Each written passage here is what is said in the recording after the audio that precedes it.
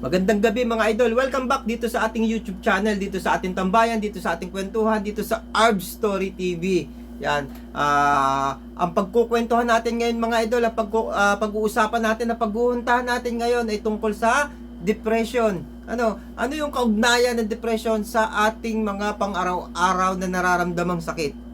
At baka isa ka na sa may ganitong problema na hindi mo pa alam, kaya dapat pag-usapan natin, pagkwentuhan natin, paghuntahan natin. Yan mga idol. At bago natin simulan ang topic natin to, magpapasalamat muna ako sa mga followers ko. Hindi ko kasi inaasahan na may dadating na pera sa akin. Thank you kung kanino man galing yun. Kasi hindi ko pa hinihintay yung sahod ko dahil hindi naman ako ganun kalalakas na vlogger para sa mga content na ginagawa ko. Ang sa akin lang, makapaghatid, makapagbigay ng mga kwento at kahit pa paano naman may mga kaibigan tayo na nagpapasalamat dahil sa mga kwentong ginagawa natin. At sana po tangkilikin nyo, sana po kung nagustuhan nyo, kung nakatulong ang video kong ito sa inyo, pakishare naman po para nang sa ganun po matulungan nyo ako na mapanood ng iba. Para matulungan din natin yung iba na katulad nyo na may natutunan sa mga kwento, sa mga vlog na ginagawa ko. Alam nyo mga idol, mga kaibigan, yung sakit natin, katulad ng GERD, o kahit ano pa mang uri ng sakit, hindi natin alam na may kaugnayan pala ito sa depression. Kasi, parang hindi welcome sa Pilipinas yung ganung uri ng karamdaman pagdating sa usaping yun. Masyadong linilihim natin o kaya kahit tayo na mismong may sakit, hindi natin masabi sa mga kasama natin sa bahay, sa mga relatives natin, kasi natatakot tayo na iba yung dating sakit nito para sa atin. Kasi pag sinabing depression, parang nasa utak, parang anxiety ba? Ganun din yung anxiety mga idol. Pag yan ang pinag-usapan, medyo linilihim natin at kahit tayo hindi tayo makapaniwala. Hindi natin matanggap na meron tayong ganitong karamdaman. Alam nyo, itong i-share kong sa inyong ito, hindi ko din ito naisip. Hindi ko din naisip na isang araw tatanggapin ko na may ganito akong karamdaman. Yun nga, katulad nyo rin ako na pabalik-balik na nagpapagamot sa mga doktor. Kasi pabalik-balik yung sakit at hindi lagi nawawala. Pinapahirapan tayo. Lahat, sabi ng doktor, napakabait ng doktor ko, nakwento ko naman sa inyo napakaswerte ko kasi yung doktor ko, isa sa doktor na maasahan. Marami kasi sa mga doktor, hindi talaga rin maasahan. Marami sa doktor, mahalaga lang sa kanila yung ibinabayad natin, hindi yung matulungan tayo. Hindi, sabi ko marami. Ibig sabihin, hindi lahat. Hindi lahat. Pero yung doktor ko, yung doktora ko, talagang maasahan, talagang mahal niya yung mga pasyente. May pagmamahal sa career niya, hindi sa income na papasok sa kanya. Siyempre, magkano ba naman ang isang check-up? Kapag ang doktor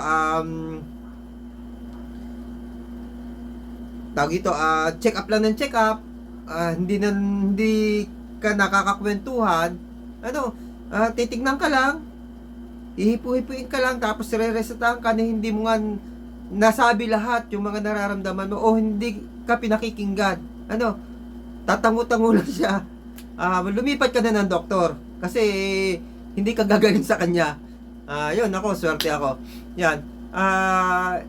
Sa pabalik-balik ko sa doktora ko, shoutout kay Doktora Glenda Marquez, ang aking mapagmahal na physician na talaga naman na inalagaan niya ako. Yun nga lang, kahit gaano kagaling ang doktor, may kulang at may kulang pa rin na kailangan tayong mga may sakit ang pupuno nun. Hindi kaya ng doktor na yung sakit natin siya lang magpapagaling. Kailangan tayo na may ari ng katawan na nagkakaroon ng sakit, tulungan natin yung mga doktor natin. Yun yung mga ikinukwento ko sa mga vlog na ginagawa ko. Yan. At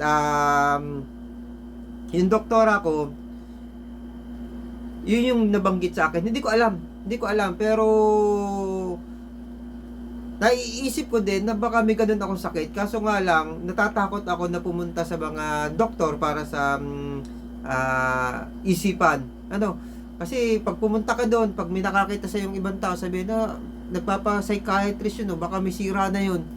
Yun yung hindi tanggap sa lipunan dito sa ating bansa. Mabubuli ka kung ano-anong yun yung kaya hindi natin matanggap.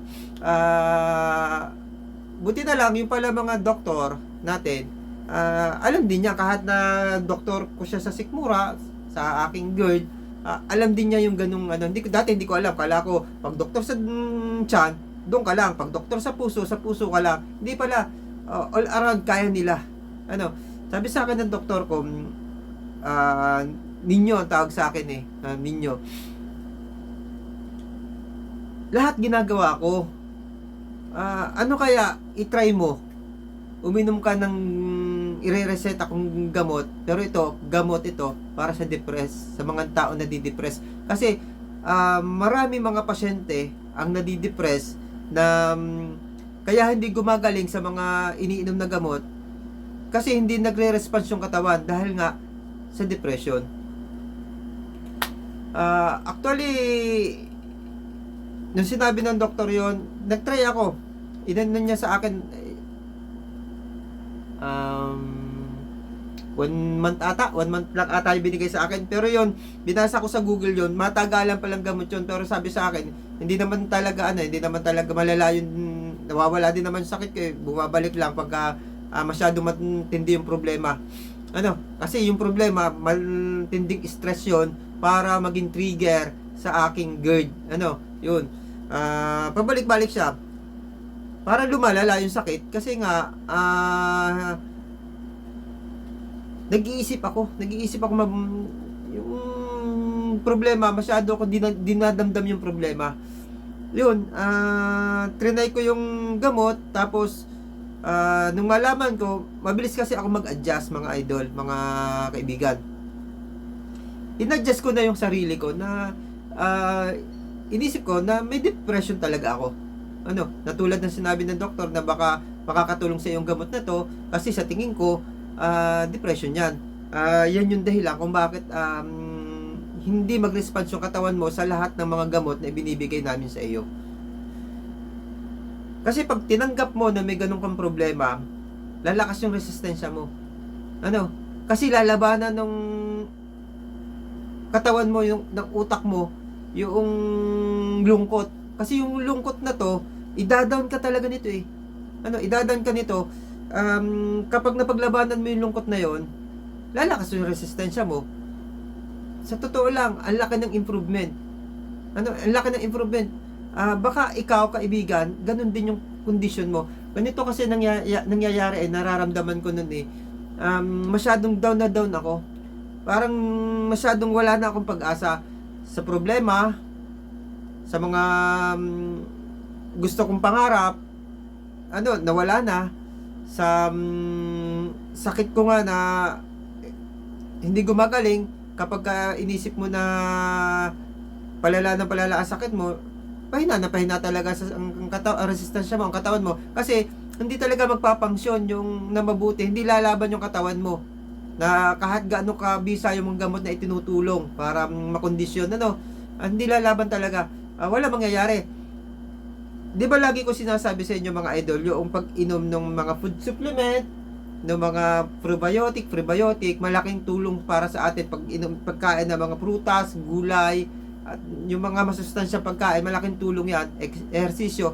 Pero package yan pag meron ka niyan, kailangan kumpleto. Kung hindi din lang kumpleto, mahihirapan din.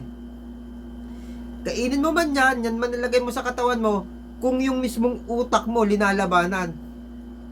Lumalaban yung utak mo do sa mga pampalakas ng resistensya mo, hindi din lalakas ang resistensya mo. Kailangan ultimo yung utak mo makisama. Makisama do sa mga pampataas, pampalakas ng resistensya. Wala din kwenta. Wala din kwenta yun. Kaya yun, kailangan open-minded ka. Ako, open-minded ako nung malaman ko, oo, baka nga. In-adjust ko yung sarili ko. In-adjust ko yung sarili ko na yung mga problema, iwasan, naging positive yung utak ko na kaya ako hindi gumagaling dahil nga dito sa depression nito. Kailangan mabaguhin ko ito, kailangan hindi na ako maging malungkot, kailangan isipin ko na yung iniinom kong gamot, yung mga tulong na ginagawa ko para sa pagpapalakas ng katawan ay magpapangsyon sa aking sarili. Imagine, idol, yun yung mga yun yung mga dahilan kung bakit na nag-improve talaga ako. At ito yung sinasabi ko na gusto ko i-share sa inyo dati pa na hindi ko ma-share kasi naiipit ng ibang mga topic, naiipit ng mga ibang topic. Sana wag tayong mahiya kung anong nararamdaman natin, kailangan ipa-check up natin. Mahalaga yung pagpapa-check up. Katulad no, kung hindi nasabi ng doktor ako na may ganun akong kondisyon, hindi ako magta-try. Tapos yun nga, may kaibigan din ako psychiatrist, lumapit ako.